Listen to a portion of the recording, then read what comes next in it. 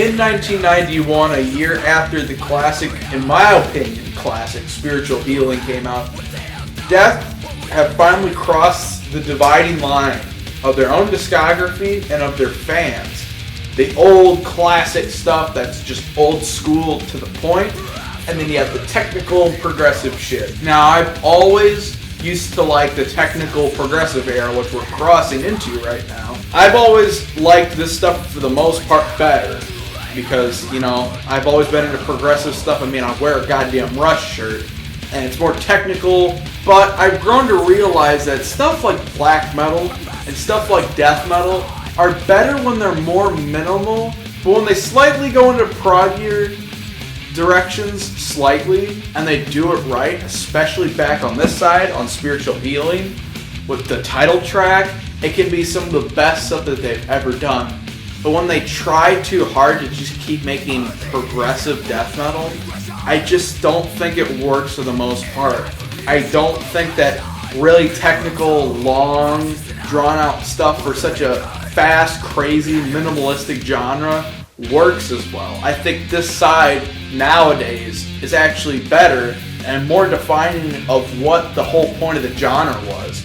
Even thrash, for the most part, knew to keep it that way. I mean, you never really heard of like progressive thrash until more modern times. This side is, as it slowly goes on, starts to lose that edge, and Chuck even starts to lose his songwriting edge, in my opinion. He's starting to once again not have any co-writers like he did with James Murphy and Rick Ross, and it seems like he's just kind of more getting full of himself, like he's not having another person to give him good ideas.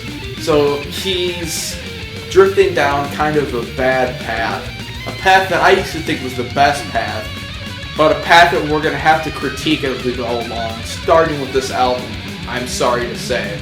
All Death albums, in my opinion, are good, but some of them are definitely weaker than others, and some of them aren't nearly as good as even the early shit, to be honest. Now let's talk about what happened to lead up to this album. This is when Chuck's ego was kind of starting to get out of control. I mean, to be fair, he was pissed off at his lineup over here from Spiritual Healing because they went on without him.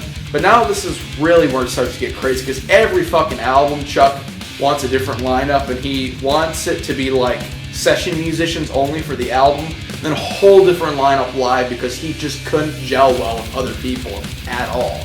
So he got this one guy named Paul Masvidal from the band Cynic on guitar, and this one guy named Sean Reinhart on drums, also from Cynic. Funnily enough, both of them have recently admitted that they are both gay, which is interesting to also note because during this time there was a big rumor that Chuck was actually gay. And that's still a conspiracy today, that Chuck did die of cancer, he died of AIDS, and that he has a gay voice, you know, which I will admit he does kind of have a gay voice. But do I think that he is gay? I don't know, there's not really any evidence, but he didn't ever have a girlfriend, so it's an interesting conspiracy. But he also got this really badass bass player named Steve DiGiorgio who does a fantastic job on this album.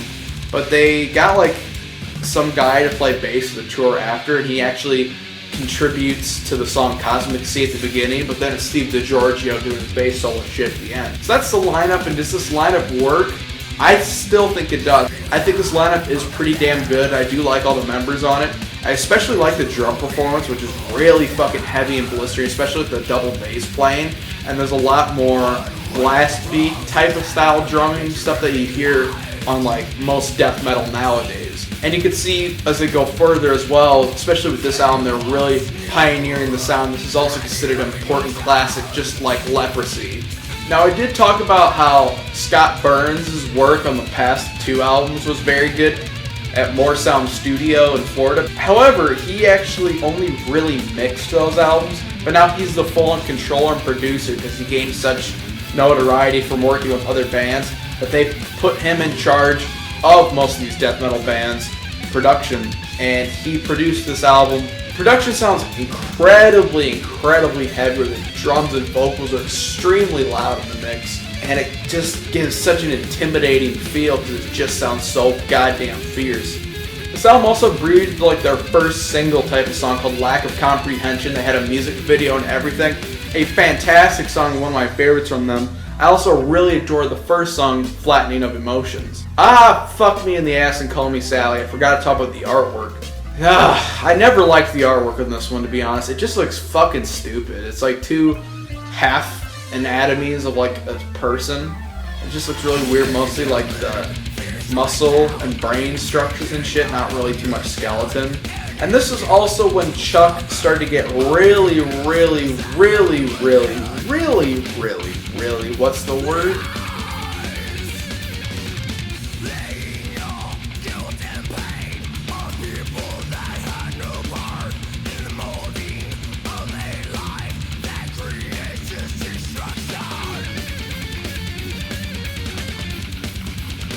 Intellectual. Cosmic Sea is the epitome of boring. It's like an instrumental. I don't know why I used to like it, but like it's an instrumental that at first has some decent ambient stuff, then it gets really boring later in the song, and then they just start having weird ass high-pitched noises throughout it. It's just really a chore to get through. But I do really like the underrated song Vacant Planets that ends the album. It's very heavy and badass. One of my favorites from it.